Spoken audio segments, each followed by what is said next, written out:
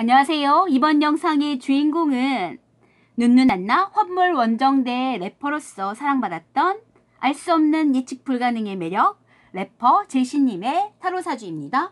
1988년 12월 17일 생이고 환원하면 10번 운명의 수레바퀴예요. 운명의 수레바퀴의 가장 공통적 키워드는 예측할 수 없음입니다. 그래서 평범한 사람이 이 사주를 갖고 있으면 정말 예측을 못하는 거야. 그러니까 이렇게 길을 가다가도 갑자기 난 이쪽으로, 이렇게 가다가도 갑자기 난 이쪽으로 운명이 급격하게 갑자기 벼랑간 틀어지는 사주이기 때문에 정말 불편하게 사건 사고의 연속일 수도 있고 횡재와 대박일 수도 있는 거예요. 꽃길과 가시밭길의 사이에서 왔다 갔다 하는데 그게 본인이 계획한 대로 이루어지지 않기 때문에 일반인으로서는 이 사주가 조금 버겁습니다. 특히 부모된 입장에서 내 자녀가 10번 운명의 수레바퀴라면 아이쿠야 그냥 신이 죄를 알아서 뜻한 바가 있겠지라고 얘기해야 이너 피스가 되는 거예요. 왜? 부모는 어쨌든 어떤 정규 노선 속에서 이 길로 가야 됨을 이끌어줄 수밖에 없잖아요. 그런데 이 아이는 이 길로 안 가. 이 길로 가려다가 갑자기 저쪽 길로 간다니까? 이 길로 가야 되는데 갑자기 저쪽 길로 가니까 예측 불가능이잖아. 내 통제 안에서 머물러 있지 않잖아요. 그래서 이게 통제 불능의 개념이기 때문에 예측할 수 없는 키워드가 적용을 하는 사주예요. 그래서 좋은 에너지라면 대박과 횡재지만 고난과 가시밭길의 연속인 그런 사주가 양면성으로 존재하는 겁니다. 그래서 크게 보자면 신의 입장에서 보자면 이건 네가 그냥 받아야 될 운명적인 사건이야. 이렇게 표현될 수밖에 없으며 내가 맞닥뜨린 횡재든 고난의 길이든 신이 뜻이 있어서 신이 뜻한 바가 있으니 나와 함께 하셔 주시겠지 이런 마인드가 필요한 사주이기도 한 거죠. 그래서 제시가 가수로 한국으로 데뷔했던 그 시점부터 쭉 한번 살펴볼 필요성이 있어요. 자, 그럼 가볼게요. 2003년도에 호련단신 한국으로 그 어린 꼬마가 왔습니다. 가수를 하고 싶어서. 그런데 호련단신이 맞잖아. 7번 전차 카드예요. 그래서 아무리 어려운 고난과 역경과 험한 길이 있어도 내가 이 고난과 역경을 이겨서 끝내 가수로서의 롱런을 하겠다라고 마음먹은 거야. 그 어린아이가. 그래서 무대에서만큼은 내가 이 무대의 주인공으로서 서겠다라는 그런 힘찬 에너지가 전차의 에너지가 느껴지는 카드입니다. 그래서 가수로 데뷔하고 싶은 이 연습생 신분의 제시의 속마음이 이렇기 때문에 이 에너지를 끌고 온 거예요. 지금까지 온 겁니다. 우리가 데뷔년도의 제시를 알아요? 모르잖아요. 저도 몰라요. 그런데 데뷔는 2005년도에 했습니다. 2년의 연습 생활을 끝내고 이제 데뷔를 했는데 우리는 이때 시점에서도 제시를 모릅니다. 그러나 제시가 얻은 카드는 은둔자 카드예요. 즉 본인이 무대를 장악하고자 운명의 주인공이 되고자 전차를 타고 가수의 인생을 걸으려고 한 시점에 뭘 얻은 거예요? 2년 뒤에? 그렇죠. 운명적으로 별빛, 스타성을 부여받은 거예요.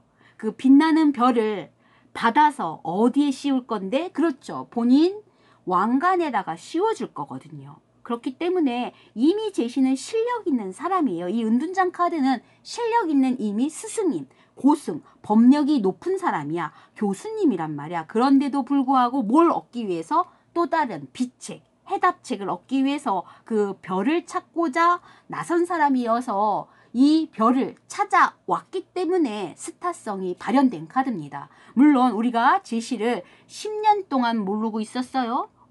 대중한테 각인시킨 이유는 10년 뒤에 나오거든. 그러니까 제시가 10년 동안 이런 전차카드와 은둔자카드 두 개를 얻었음에도 불구하고 대중적으로 알려지지 않았기 때문에 얼마나 슬럼프가 있었고 또 어린 나이이기 때문에 고향으로 집으로 다시 엄마 품으로 가는 생각을 또 많이 했을까 하는 생각을 많이 하게 되는데 이 두 가지 카드를 본다면 그때의 제시에게도 제가 얘기했을 겁니다. 아니 넌 이미 인생의 무대를 장악하는 주인공이야. 해답의 열쇠를 데뷔년도에 네가 얻은 거거든. 넌 가수에 될 팔자다.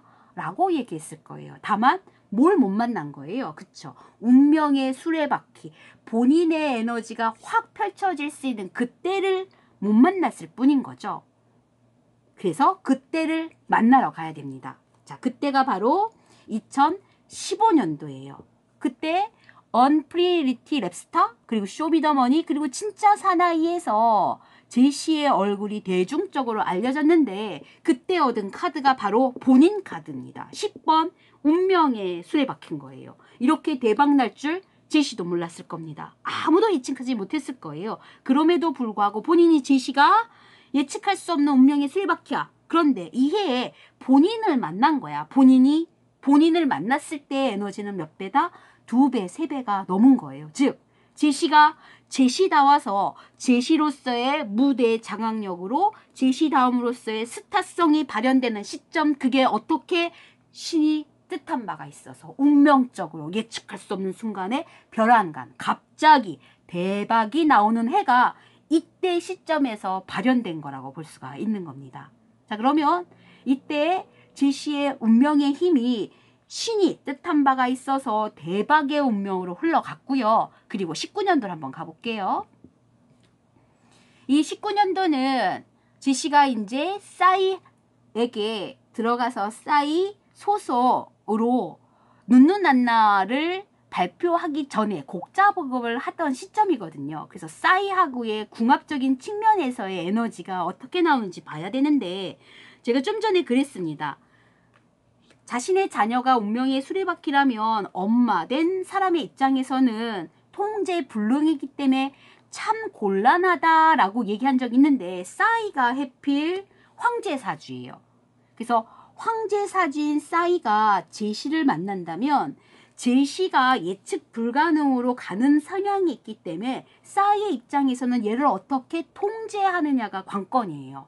그래서 어떻게 설득 작업을 통해서 제시다움을 추구하면서 동시에 대중성도 같이 맞춰줘야 눈누난나가 뜰 수밖에 없는데 그 조율을 싸이가 잘 품어준 거고 제시도 그 해의 운명이 14번이기 때문에 조율이 가능했던 거예요.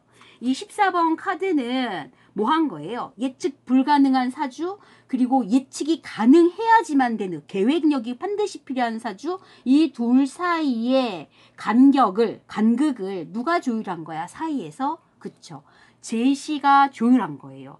절제한 거지 균형점을 찾은 거예요. 제시다움을 고집하고 그리고 싸이다움 속에서 중간에 좌로도 우로도 치우치지 않은 중앙지점을 협의점을 찾아내서 절제 카드로서의 힘을 발휘해서 눈누난나가 나왔다라고 볼 수가 있는 거고 둘 사이는 항상 이런 흐름 속에서 관계성을 갖고 있는다면 둘 사이의 궁합은 굉장히 좋게 나오는 거예요. 누가 떴기 때문에? 네, 미카엘 천사가 신의 뜻이 함께하니 얘와 황제와 같이 화합해서 예측할 수 없음을 계획할 수 있음과 운명적으로 맞닥뜨리게 해서 조율하게끔 미카엘 천사가 옆에서 도왔다라고 볼 수가 있는 사주가 되는 겁니다. 그리고 올해 사주가 우리가 꼭 기억해야 되는데 2021년도 사주 볼게요. 올해인데 올해 사주가 다시 한번 7번 전차 카드가 또 뜹니다. 그래서 앞으로 더 롱런할 수 있는 에너지원은 올해부터 다시 한번 시작되는 거예요.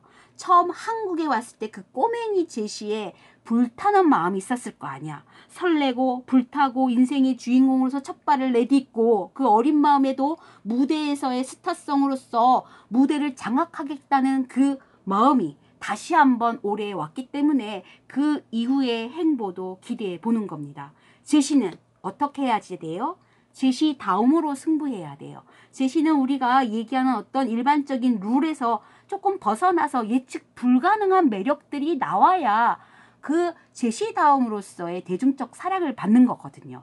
따라서 제시는 반드시 제시다워야 된다. 운명의 수레바퀴처럼 예측할 수 없는 그 매력으로 대중에게 어필한다면 꽃길 대박.